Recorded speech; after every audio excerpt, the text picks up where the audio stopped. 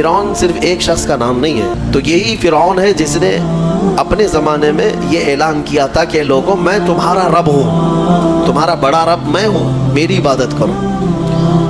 بات تو چل رہی تھی اور لوگوں کو اپنی خدمت پر معمور کرنے کی بجائے اپنی عبادت پر معمور کرتا تھا، ہزاروں لوگ اس کو سجدہ بھی کرتے۔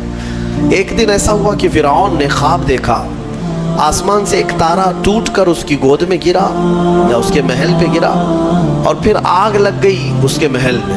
وہ گھبرا کر کے اٹھا، صبح نجومیوں کو، کاہنوں کو بلایا کہ اس خواب کی کوئی تعبیر صحیح بتا دے۔ بہتوں نے الگ الگ تعبیریں بتائی، پھر جو بڑے ماہر نجومی تھے انہوں نے کہا کہ اس خواب کی تعبیر یہ ہے کہ بنی اسرائیل خاندان میں ایک بچہ پیدا ہوگا جو تیری سلطنت کو ہلاک کر دے گا، تیری سلطنت کے ہلاک کرنے کا باعث بنے گا۔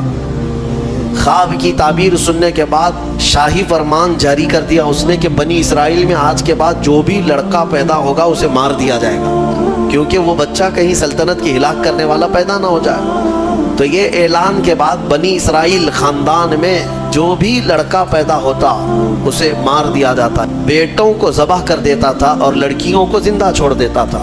1 سال کے اندر انہوں نے 12,000 بچوں کو ذبح کیا، پیدا ہوتے ہی قتل کر دیتے تھے۔ لڑکے کو زندہ رہنے کا حق نہیں تھا، صرف ڈر تھا۔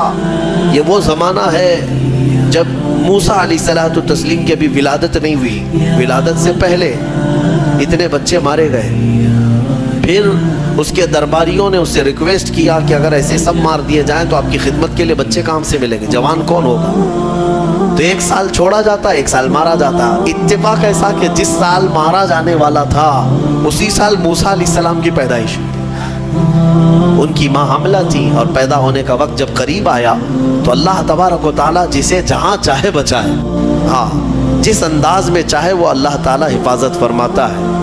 تو موسیٰ علیہ السلام کی ماں کے دل میں اللہ نے بات القاء کی کہ تہ خانے میں چلی جائیں۔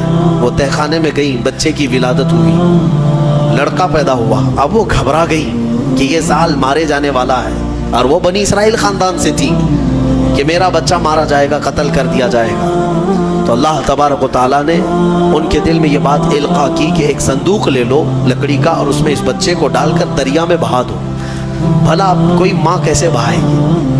لیکن اللہ تعالیٰ فرماتا ہے وَرَبَطْنَا عَلَىٰ قَلْبِهَا، ہم نے ان کے دل کو مضبوط کر دیا تھا۔ جب اللہ تعالیٰ کسی کے دل کو مضبوط کرتا ہے تو بڑے بڑے کام کر جاتا ہے۔ ان کی ماں صندوق میں رکھ کر کے بچے کو ایک دریا کے کنارے ڈال دیتی ہیں، بہا دیتی ہیں، اور اپنی بڑی بیٹی کو کہتی ہیں کہ دیکھتے رہنا یہ صندوق کہاں جاتا ہے۔ موسیٰ علیہ السلام کی جو بڑی بہن تھی وہ دیکھتی ہوئی جا رہی تھی اس صندوق کے پیچھے۔ صندوق بہتے بہتے بہتے ایک باغیچے کے کنارے لگا، وہ باغیچہ فرعون کا ہی تھا، اور فرعون کی بیوی وہاں پر ٹہلنے کے لیے شام کے وقت آیا کرتی تھی۔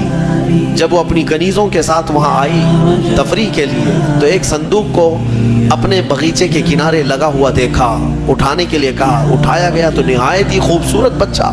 اللہ تعالیٰ نبیوں کو خوبصورتی دیا ہی ہوتا ہے۔ فرعون کے گھر میں کوئی بچہ نہیں تھا، اولاد نہیں تھی، تو فرعون کی بیوی نے اٹھا لیا اور کہا کہ لاؤ یہ بڑا خوبصورت بچہ ہے، حسین بچہ ہے، اور اپنے محل لے آئی۔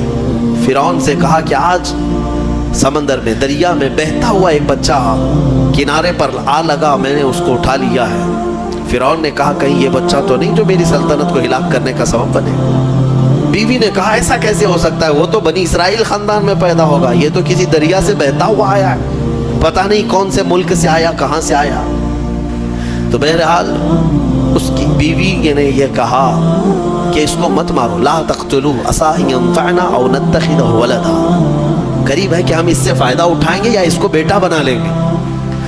بیوی کی بات پر راضی ہو گیا فرعون، جو ہے بیگم کی بات پر آ گیا اور اس کے بعد رکھ لیا بچے کو۔